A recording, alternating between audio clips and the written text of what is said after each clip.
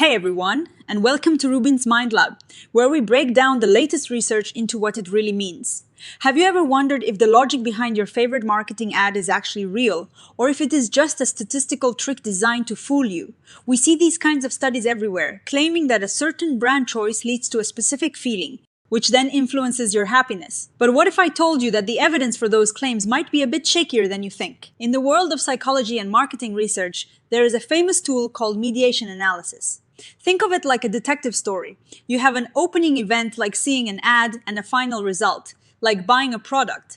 The mediation analysis is a part of the story that tries to explain the middle step, the unseen process that connects the start to the finish. It is supposed to prove how one thing causes another, but this new study suggests that researchers might be accidentally or sometimes intentionally hacking these results to make them look more convincing than they actually are. When researchers run these tests, they have a lot of room to play with the data.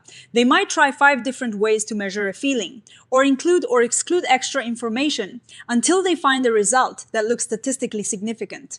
In science, a significant result is usually treated like hitting the jackpot.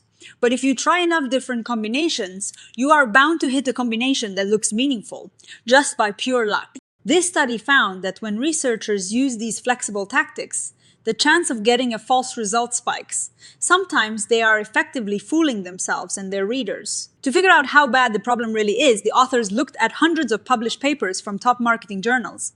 They used something called the relative proximity index. Think of this index as a filter that checks how close these results are to being totally random noise when they compare the real published data to what we would expect from high quality, well-conducted experiments. The findings were pretty disappointing. The published results looked much more like low-quality, weak tests, or even completely meaningless noise. So, what does this actually mean for us? It means that a lot of the process-based claims we see in marketing, or even in general psychology, might not be as solid as they appear. If researchers only publish the results that happen to look perfect by chance, we are missing the full picture. It creates a skewed reality where we think we understand the hidden mechanisms of the human mind, while we are really just looking at the lucky outliers. Now, this is not about blaming individual researchers. Most of the time, this happens because the system rewards exciting, positive findings. If you do not have a positive result, you cannot get published. So naturally, people start digging for any shred of evidence that works, even if it is statistically accidental.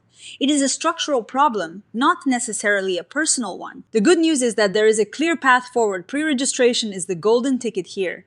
It is just a fancy way of saying that researchers should write down exactly what they are going to test and how they will test it before they even touch the data. No hiding, no tweaking, no changing the rules once they see the results. When scientists commit to their plan up front, it keeps them honest and makes their final result meaningful. My take on this is that we need to be more skeptical consumers of science. Just because an article uses complex statistical jargon, it does not mean it has discovered a universal truth. Keep an eye out for studies that explain their methodology clearly and stick to their original plan. As for the future, I hope to see more journals adopting registered reports, where the design is vetted before the data is collected. That is how we turn science from a game of chance into a reliable tool for understanding the world. Thanks for hanging out in the Mind Lab today. If you enjoyed this dive into the machinery of research, make sure to hit that like button. Leave a comment with your thoughts on how we can improve trust in science, and don't forget to subscribe for more deep dives into the latest discoveries. See you next time.